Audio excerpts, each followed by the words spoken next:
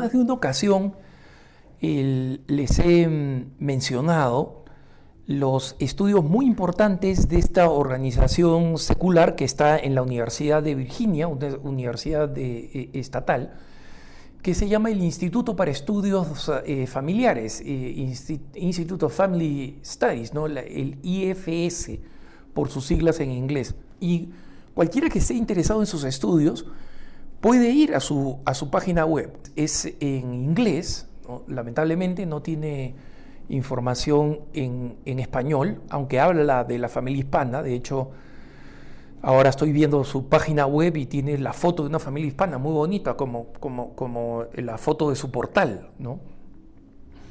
Y la página es ifstudies.org, ¿no? ifstudies.org. Y recientemente publicó un estudio que atrajo la atención de la prensa en general, porque da dos datos importantes, ¿no? Y es, número uno, que la expectativa de vida en Estados Unidos y en muchos de los países occidentales ha decrecido. Y miren ustedes cuál es la razón por la que ha decrecido, porque, digamos, al final de los 90, cuando se llegó a una cifra récord, digamos, de la expectativa de vida en los países económicamente ricos, se creía que esto se iba a prolongar, ¿no? Y de hecho se creó el proyecto 125, que es el proyecto de elegir a algunas personas importantes por su papel, digamos, en la cultura, en la política, etcétera, etcétera, para proporcionarles todos los recursos más recientes de la medicina y la tecnología para que lleguen a vivir 125 años. ¿Por qué? Porque este estudio creía que la media de edad de los seres humanos puede llegar a 120 como digamos, expectativa de vida, ¿no? Hasta los 120 años. Si nosotros revertimos, digamos, el decaimiento de las células, si mejoramos la tecnología de reemplazo, por ejemplo, la de células estaminales, que ya funcionan para algunas cosas, entonces, digamos, la expectativa de vida se va a poder prolongar con el reemplazo de las cosas que no están funcionando bien, ¿no? El decaimiento del cerebro, del cuerpo, etc. Y el presidente Jimmy Carter, el presidente demócrata norteamericano, es uno de ellos, ¿no? No sé si alguno sigue a Jimmy Carter, pero cada vez que le pasa algo físicamente, inmediatamente salen las noticias y sale que se curó y ya pasa los 90 años, ¿no? Entonces, ¿qué tipo de tecnología recibe? Es de punta, no está disponible para el resto de los mortales, pero así es, ¿no? Sin embargo, como en todos los grandes proyectos humanos, así a lo Torre de Babel, vamos a construir una torre que llegue hasta el cielo, vamos a prolongar nuestra edad a los 120 años.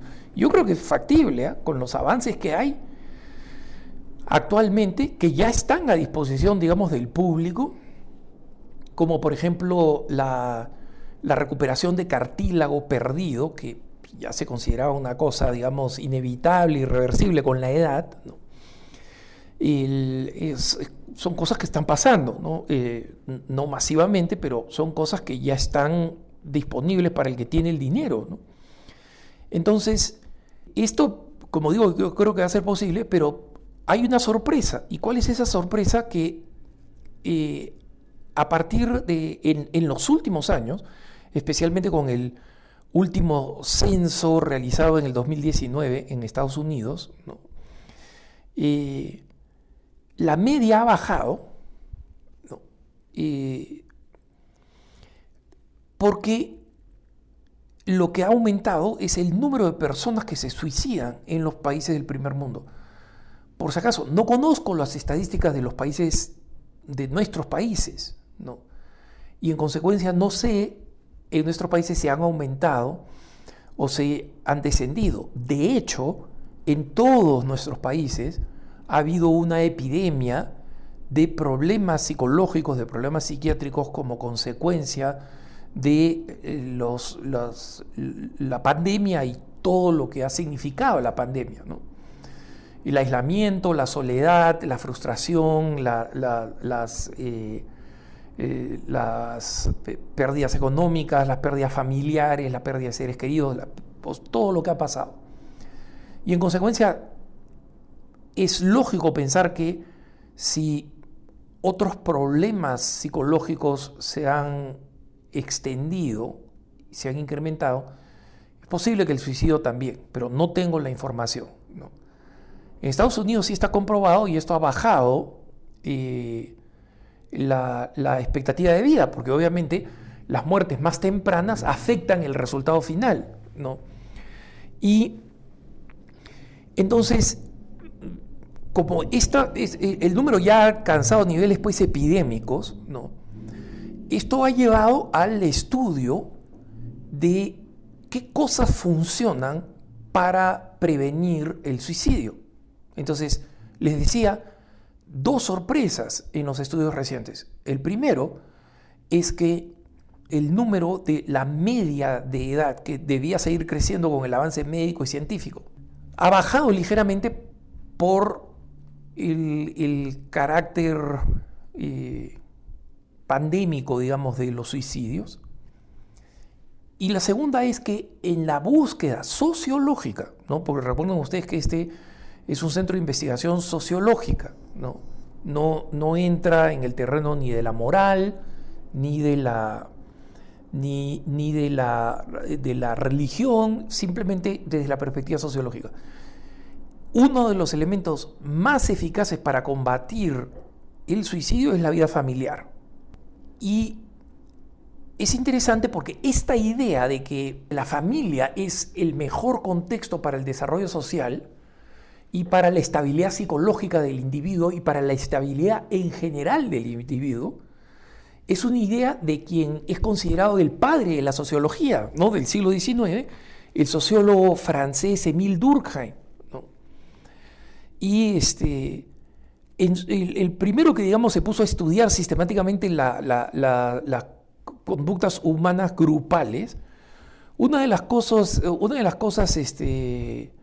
que encontró Durkheim es que las personas que estaban casadas tenían índices de suicidio más bajos que los que no estaban casados, y que los casados que tenían hijos tenían menor índice de suicidio que los que no tenían hijos, ¿no? Como estos estudios eran estudios iniciales que no tenían pues la potencia estadística que hoy ha desarrollado la sociología, se consideró que estos eran estudios pues más anecdóticos que propiamente pues científicos, ¿no? Pero resulta que los estudios actuales, como demuestra el IFS, los estudios actuales confirman esta idea de Durkheim, ¿no? Con algunas diferencias y con algunas precisiones, ¿no? Entre esas precisiones, por ejemplo, es que la calidad de las relaciones familiares también son importantes, no solamente los números, ¿no? Porque quienes siguen estudiando las variables van a ver que las familias que son más acogedoras y que son más armoniosas tienen índices más bajos de suicidio todavía. Y, por ejemplo, los estudios de la vida familiar en Afganistán, donde es absolutamente patriarcal, la vida familiar es impuesta por los matrimonios forzados, etc., los índices de suicidio están entre los casados, especialmente las mujeres que son forzadas, digamos, a vivir con un sujeto con el que no quieren vivir. Y en Afganistán, digamos, muchos de estos suicidios son de mujeres que se prenden fuego a ellas mismas, ¿no? Y lo hacen no solamente para morir, sino para realizar este acto de protesta de que su vida se la han quitado, ¿no? Pero como dice el estudio, allí donde las relaciones familiares son normales en Europa, Asia y en las Américas, ¿no? El matrimonio tiene un poder efectivamente protector, ¿no? Hay un estudio de los registros nacionales hechos en Noruega, por ejemplo, ¿no? Que es uno de los países con el resto de países nórdicos, ¿no? Finlandia, Suecia, etcétera, que son uno de los países con los niveles más altos de suicidio, especialmente entre los jóvenes, ¿no? Y este estudio, donde, digamos, a los noruegos les interesa estudiar los patrones de por qué se suicida la gente y qué impide, ¿no? Qué se puede hacer para que no se suicide, el último estudio demuestra que las personas que están entre los 35 y los 54 años de edad tienen un riesgo de suicidio muchísimo más bajo cuando son hombres y mujeres que están casados comparados con su contraparte. Lo mismo que había descubierto Durkheim a finales del siglo XIX. Y en el Instituto Nacional de la Salud, en la encuesta del Instituto Nacional de la Salud de los Estados Unidos, que se hace con relativa frecuencia, donde se analizó a más de 1 millón de personas, se descubrió que las personas que no se han casado nunca y que viven solas, ¿no? O sea, acá no estamos hablando de sacerdotes religiosos que viven en comunidad, pero que estas personas que nunca se casaron tenían un riesgo de suicidio mayor en 48%. O sea, el número de personas que se suicidan es 48% más alta que el de las personas que están casadas, ¿no? Y en general, el otro estudio que se realizó esta vez con 500.000 de personas también demostró lo mismo, ¿no? El número más alto de personas que se suicidan estaba entre los separados o divorciados, y el más bajo estaba entre los casados, separando varones de mujeres, ¿no? Y por supuesto los números más altos de suicidio, por razones que son difíciles de comprender, es mucho más alto entre hombres que entre mujeres, ¿no? Eso ya requeriría otro estudio, probablemente exista, ¿no? Pero acá los resultados son los que se indican, o sea, el valor que tiene la familia para prevenir el suicidio. Y otro de los países nórdicos con índices muy altos de suicidio, Suecia, hizo una investigación con personas que desde que habían nacido, ¿no? E siguió los patrones de 1.5 millones de suecos, ¿no? Y descubrió que el ser papás bajaba significativamente el número de suicidios tanto para hombres como para mujeres, y que curiosamente el número de suicidios bajaba con el número de hijos, ¿no? Y en Suecia se tienen pocos hijos, ¿no? Entonces la investigación pues compara 0 contra 1 y contra 2, porque muy poca gente tiene más de 2 hijos, ¿no? La natalidad es muy baja. Pero habría que preguntarle pues a las mamás que tienen 5 o 6 hijos, ¿no? Como mi mamá, y una vez alguien le decía: oye, Marta, con tantos hijos yo me hubiera suicidado, ¿no? Haciendo un chiste, ¿no? Y mi mamá respondió también con una broma, pero bastante seria, ¿no? Mira, con 6 hijos no tienes tiempo para suicidarte, ¿no? Porque no tienes tiempo para enfocarte en ti mismo. Acá no estoy hablando de ciencia, esto es mi opinión, ¿no? Estoy hablando de una cuestión anecdótica, ¿no? Pero el número en el caso del estudio sueco es abismal, ¿no?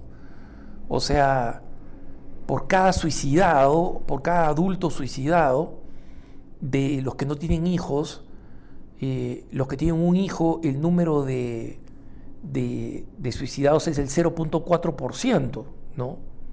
Es decir,